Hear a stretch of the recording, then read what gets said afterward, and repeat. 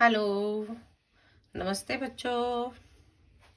आज हम आपको हिंदी में पाठ 18 आत्मा की आवाज़ पढ़ाएंगे। आपको मैंने पहले ही कहा था एक दो लेसन्स में ना सीरियल नंबर गलत है, 19 लिखा हुआ है यहाँ, ये लेकिन पाठ 18 है। अब आत्मा की आवाज़ क्या होती है? जो हमारे अंदर से आती है। कहते हैं ना भगवान हमारे अंदर है, तो आत्मा है हमारे अंदर। तो अंदर से एक आवाज आती है, कोई हम गलत काम करते हैं तो पहले वो रोकती है हमें आत्मा। तो आत्मा की आवाज को सुनना चाहिए। तो पाठ का नाम है आत्मा की आवाज। हम पढ़ेंगे अब ध्यान से इस पाठ को। और पहले जो ऊपर कठिन शब्द हैं एक बार इसको रीड कर लेते हैं। कल्याण, चौकीदार, चारपाई, व्यक्ति, निर्वाह, मुख्य अध्यापक, आवाज, अलार्म, बटुआ, अंतःकरण। अब पाठ पढ़ना शुरू करेंगे। सभी ध्यान से पढ़ते जाएंगे साथ साथ। किसी नगर में एक बहुत ही निर्धन व्यक्ति रहता था। निर्धन मीन्स गरीब। अपनी पत्नी तथा 2 बच्चों के साथ वह एक छोटे से मकान में रहता था। घर में सोने के लिए चारपाई तक नहीं थी। पति पत्नी छोटा मोटा काम करके अपना निर्वाह करते थे। निर्वाह मीन्स गुजारा।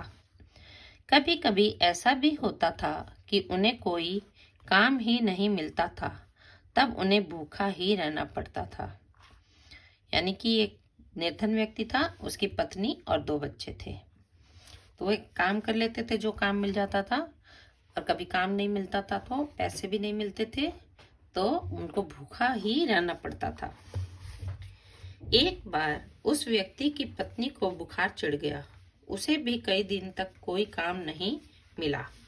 खाने पीने का सारा सामान समाप्त हो गया। बच्चे भूख के कारण रोते रोते सो गए। रात हो चुकी थी। उसकी पत्नी ने उससे कहा, प्रिय, हमने 2 दिन से कुछ भी नहीं खाया है। आज तो दोनों बच्चे भी भूखे ही सो गए हैं। यानी कि पति पत्नी ने तो 2 दिन से खाया नहीं, और बच्चे भी भूखे सो गए। ऐसा कब तक चलेगा? हम तो जैसे तैसे काम चला लेंगे, लेकिन बच्चों को तो भूखा नहीं रखा जा सकता।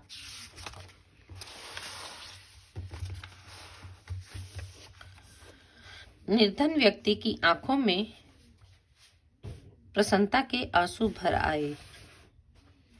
उसने पुनः उनसे यहाँ पेज आगे पलटा गया था। मैं वही कह रही हूँ, प्रसन्नता के आंसू कहाँ से आ गए?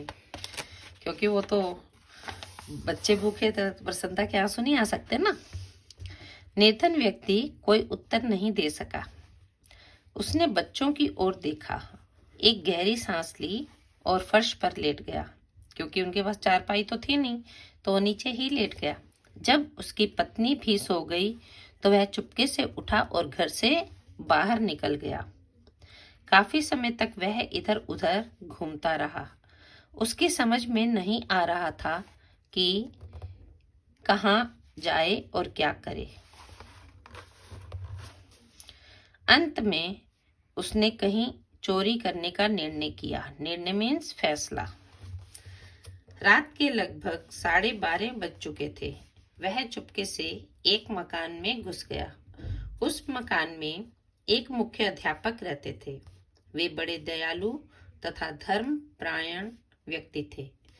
उस समय वे गहरी नींद में सो रहे थे। उनके पलंग के पास एक मेज थी। मेज पर एक अलार्म घड़ी तथा एक बटुआ रखा था।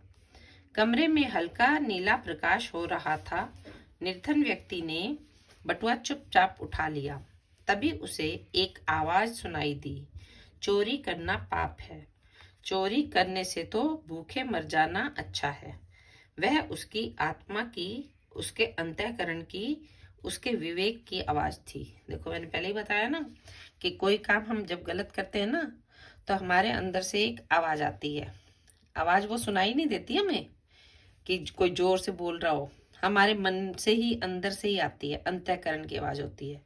तो अगर हम उस पर अमल करते हैं तो अच्छे बने रहते हैं। अगर हम वो उस आवाज को नहीं सुनते और गलत काम कर लेते हैं तो फिर गलतियां हो जाती हैं। अगले पेज पे पढ़ेंगे। निर्धन व्यक्ति दिल से बुरा नहीं था। उसने अपने अंतःकरण की आवाज पर ध्यान दिया। उसने चोरी करने का विचार त्याग दिया। त्याग मीन्स छोड़ दिया। उसने तत्काल ही वह बटुआ मेज पर वापस रख दिया। तत्काल मीन्स उसी समय, जल्दी से। तभी मुख्याध्यापक जी की आंख खुल गई। निर्धन व्यक्ति ने भागने का प्रयास नहीं किया। उसने मुख्याध्यापक महोदय के पैर छूकर उनसे क्षमा मांगी। क्षमा मीन्स माफी। उसने कहा, मैं आपके कमरे में चोरी करने के लिए आया था, लेकिन मैं चोरी करने का साहस नहीं कर सका। साहस मीन्स हिम्मत। मेरी आत्मा ने कहा कि चोरी करना पाप है, तथापि मैं अपराधी हूँ। तथापि मीन्स तब भी, यानी कि चोरी तो नहीं की, करने तो आया था, इसलिए मैं फिर भी अपराधी हूँ। कृपया मेरा अपराध क्षमा कर दें। अपराधी मीन कसूरवार, अपराध मीन कसूर। मुख्य अध्यापक महोदय मुस्कुराए। उन्होंने उस व्यक्ति की पीठ थपथपाई और कहा, हर व्यक्ति में आत्मा या अंतःकरण या विवेक होता है। हमारे अंतःकरण की आवाज परमात्मा की आवाज होती है। यह हमें गलत काम करने से रोकती है। जो व्यक्ति इस आवाज के अनुसार आचरण करता है, आचरण मीन्स उस पर चलता है, आवाज सुनता है और वो ही कहना मानता है, तभी कभी गलत काम नहीं कर सकता। तुम ईमानदार व्यक्ति हो। तुमने अपनी आत्मा की बात मानी, इसी कारण चोरी नहीं कर सके। कल मेरे पास पाठशाला में आकर मिलो। हमें एक चौकीदार की जरूरत है। तुम्हें 500 रुपये मासिक वेतन पर चौकीदार रख लिया जाएगा। मुख्य अध्यापक जी ने क्या कहा कि हमें एक चौकीदार की जरूरत है और तुम्हें कल से चौकीदार रख लिया जाएगा, यानी कि उसको नौकरी मिल जाएगी। निर्धन व्यक्ति की आंखों में प्रसन्नता के आंसू थे, यानी कि बहुत खुश हुआ, इसलिए उसकी आंखों में कैसे आंसू आ गए? प्रसन्नता के आंसू। खुशी से भी आंसू आते हैं, प्रसन्नता के आंसू यानी कि खुशी के आंसू। उसने पुनः उनसे माफी मांगी और जाने के लिए मुड़ा। तनिक ठहरो। तनिक मीन्स जरा। मुख्याध्यापक जी ने कहा, यह लो 100 रुपये। इसे मेरी तरफ से उधार समझो। जब तुम्हें वेतन मिले तो लौटा देना। यानी कि वो चोरी करने क्यों आया था? क्योंकि उसके पास खाने के लिए कुछ भी नहीं था, तो इसलिए मुख्याध्यापक जी ने सोचा कि इसको पैसे दे देता हूँ ताकि वो कुछ सामान ले सके। निर्धन व्यक्ति ने कहा, श्रीमान जी आपका बहुत धन्यवाद। अब मेरे बच्चों को भूखा नहीं सोना पड़ेगा।